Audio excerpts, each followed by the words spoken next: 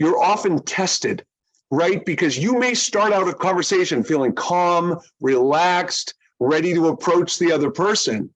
But then something's going to happen in the conversation that's going to distract you and take you off your game.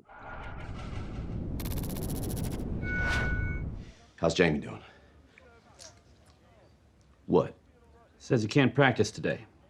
Says he's hurt. An excuse was given on why a person can't be accountable.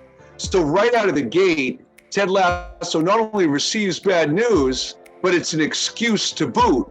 And so his reaction is so common for people in leadership positions, because typically you're in a leadership position because your intent is to hold people accountable.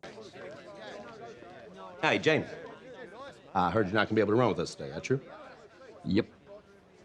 Why is that?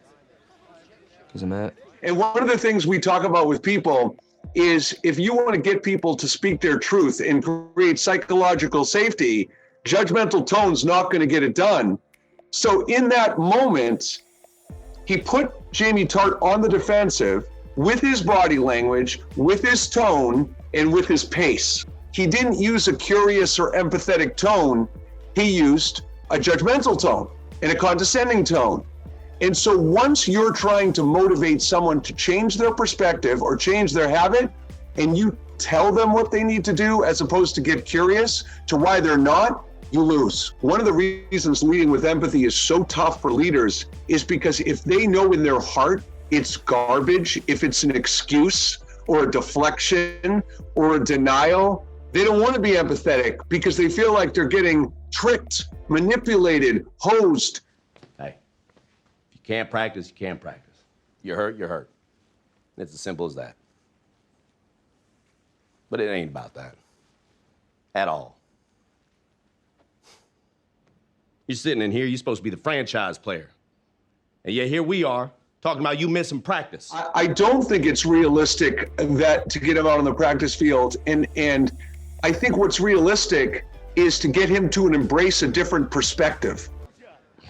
Relax, Ted. It's just practice. Totally demeaning, like as if Ted's the problem and Jamie's the victim. Now, if you're Ted, you're thinking, are you joking? Like, for real? You just told me to relax when you're bailing on the team? And Mindset Go, we're constantly talking about the importance of mindset.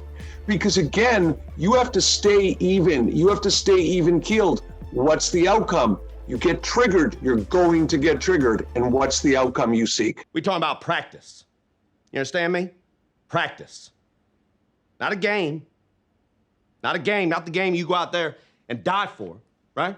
Play every weekend like it's your last, right? No, we talking about practice, man. So many times leaders go into conversations like that and they're so focused on time and outcomes that it's like, I gotta get this guy out on the practice field.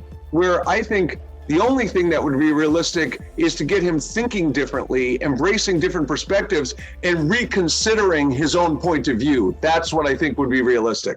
Rest of the time, it's us 11 against those 11.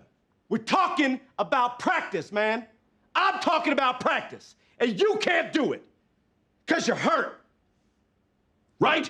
When you call someone out in front of the whole team, 9 times out of 10, I would tell you it's bad to give people constructive feedback in other people, 9 times out of 10.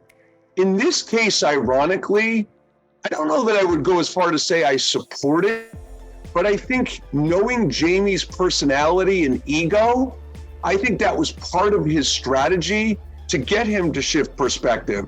So I think in this case, I'm not totally against it, but normally I would not call out people in front of a team. Tell you what, do me a favor. When you get out there, set the cones so the other reserves can do a little passing drill.